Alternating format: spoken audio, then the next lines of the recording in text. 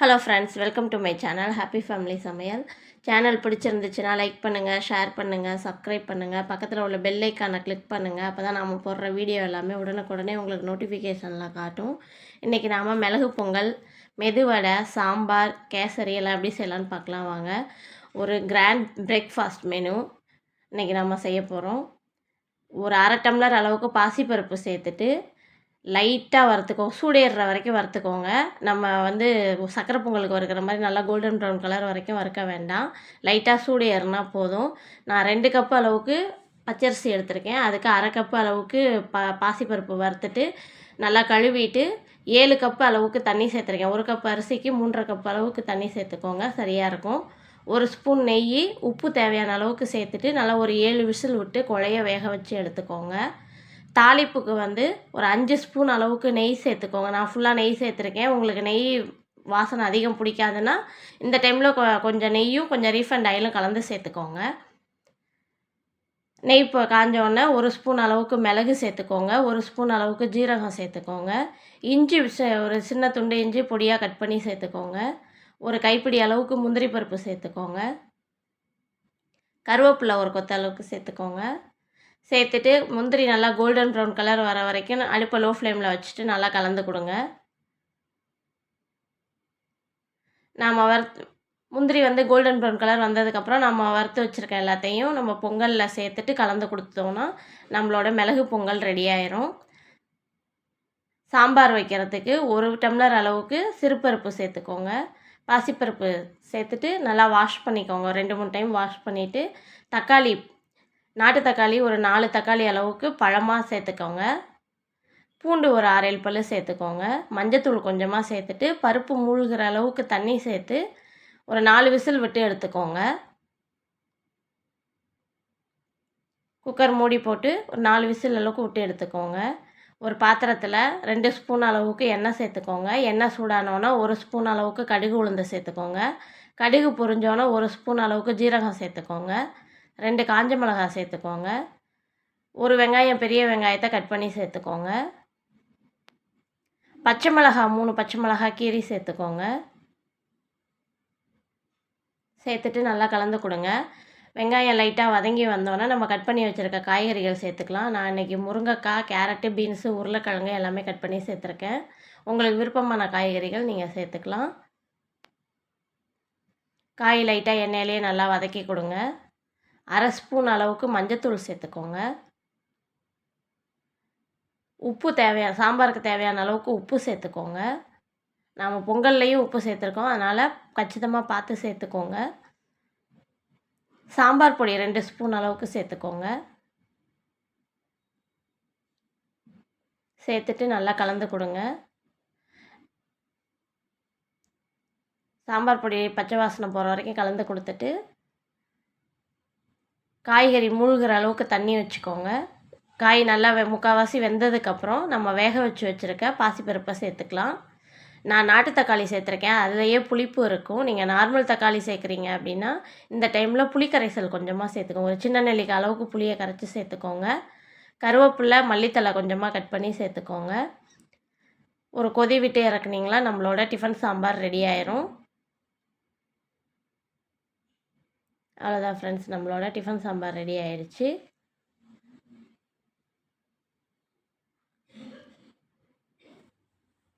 மெதுவடை செய்கிறதுக்கு ஒரு 3 டம்ளர் அளவுக்கு நான் உளுந்து எடுத்திருக்கேன். 3 டம்ளர் அளவுக்கு உளுந்து எடுத்துட்டு கழுவிட்டு நல்லா 1 மணி நேரம் ஊற வச்சு எடுத்துக்கோங்க.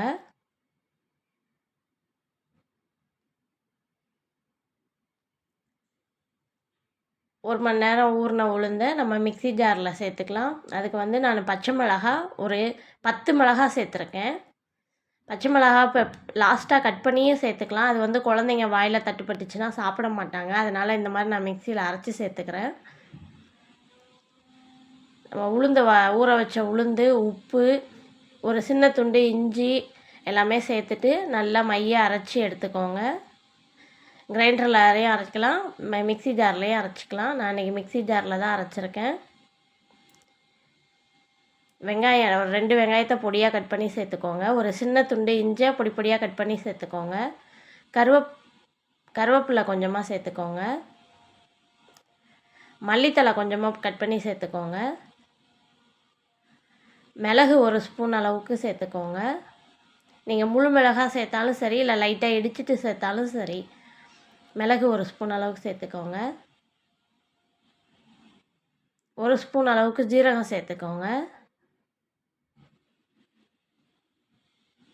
சேர்த்துட்டு நல்லா கலந்து கொடுங்க. எனக்கு மாவு கரெக்டான பதத்தில் நான் அரைச்சி எடுத்துட்டேன். உங்களுக்கு கொஞ்சம் லூஸாக இருந்துச்சு அப்படின்னா ஒரு 4 ஸ்பூன் அளவுக்கு, ஒரு 2 ஸ்பூன் அளவுக்கு மட்டும் அரிசி மாவு சேர்த்துக்கோங்க.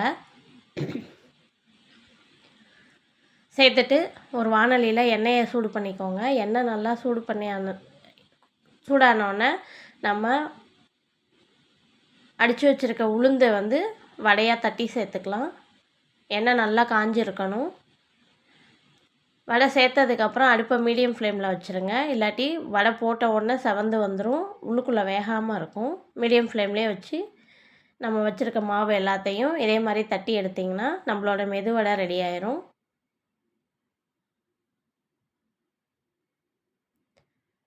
கேசரி செய்கிறதுக்கு ஒரு கடாயில் 2 ஸ்பூன் அளவுக்கு நெய் சேர்த்துக்கோங்க.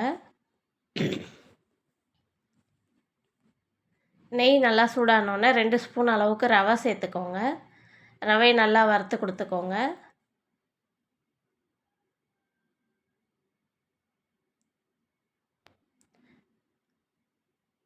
ரவை நல்லா வறுந்து வந்தோடனே ஒரு பாத்திரத்துக்கு மாற்றிக்கோங்க.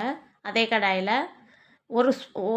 ஒரு டம்ளர் ரவைக்கு 3 டம்ளர் தண்ணி சேர்க்கணும். நான் 2 டம்ளர் ரவை எடுத்துருக்கிறதுனால 6 டம்ளர் தண்ணி சேர்த்துருக்கேன். ஃபுட் கலர் ஆப்ஷனல் தான், உங்களுக்கு விருப்பப்பட்டால் ஃபுட் கலர் சேர்த்துக்கோங்க, இல்லாட்டி வெள்ளையாகவே இருக்கட்டும். தண்ணி நல்லா கொதித்து வந்தோடனே நாம் வறுத்து வச்சுருக்க ரவையை ஒரேடியாக கொட்டிடக்கூடாது, கட்டி ஆகிடும். இந்த மாதிரி கொஞ்சம் கொஞ்சமாக கொட்டிக்கிட்டே ஒரு கையில் கொட்டிக்கிட்டே ஒரு கையில் கலந்து கொடுத்தீங்கன்னா கேசரி கட்டி இல்லாமல் வந்துடும்.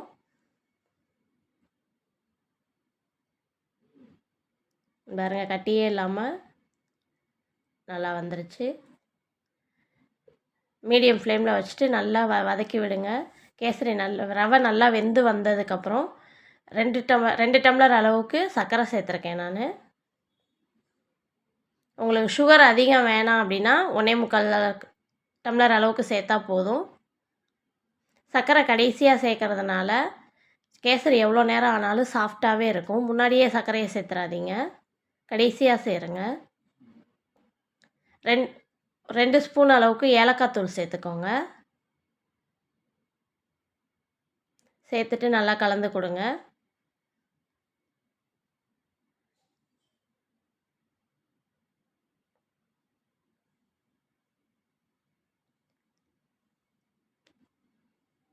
ஒரு 2 ஸ்பூன் அளவுக்கு நெய் சேர்த்துக்கோங்க. நெய் கொஞ்சம் அதிகமாக சேர்த்துருக்கேன் நான். உங்களுக்கு நெய் அதிகம் தேவையில்லை அப்படின்னா ஸ்கிப் பண்ணிடுங்க. இந்த டைமில் நெய் சேர்க்க வேண்டாம்.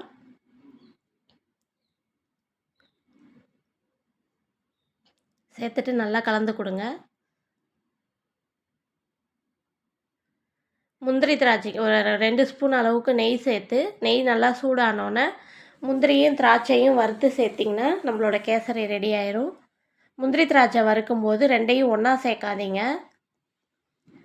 முந்திரி வறுபடாது, திராட்சை சீக்கிரமாக வறுபட்டுரும். அதனால் ஃபஸ்ட்டு முந்திரியை சேர்த்துக்கோங்க.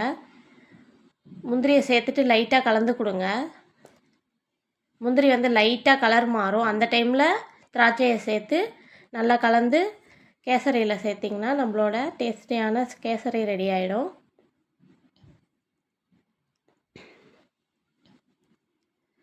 பாருங்கள், கேசரி எவ்வளோ சாஃப்டாக இருக்குது. ஈவினிங் வரைக்கும் வச்சுருந்தாலும் இதே மாதிரி சாஃப்டோடு தான் இருக்கும். நீங்கள் ஒரு டைம் வீட்டில் செஞ்சு பாருங்கள். தேங்காய் சட்னி அரைக்கிறதுக்கு 1 மூடி அளவுக்கு தேங்காய் எடுத்திருக்கேன். 4 பச்சை மிளகாய் சேர்த்துருக்கேன். கொஞ்சம் உப்பு சேர்த்து, இஞ்சி ஒரு சின்ன துண்டு சேர்த்து, 4 ஸ்பூன் அளவுக்கு உடச்சக்கடலை சேர்த்து நல்லா மிக்சியில் அடித்து, ரொம்ப ஃபைன் பேஸ்ட்டாக அரைச்சிடாதீங்க. ஒரு 80% மட்டும் அடிச்சுட்டு கடுகு உளுந்து தாளிப்பு கொடுத்திங்கன்னா நம்மளோட தேங்காய் சட்னி ரெடி ஆயிரும். இட்லி ஊற்றி வச்சுக்கலாம். அவ்வளோதான், நம்மளோட கிராண்ட் பிரேக்ஃபாஸ்ட் மெனு ரெடி ஆகிடுச்சு. வீட்டில் செஞ்சு பார்த்துட்டு கமெண்ட் பண்ணுங்கள். சேனல் பிடிச்சிருந்துச்சுன்னா சப்ஸ்கிரைப் பண்ணுங்கள். தேங்க்யூ.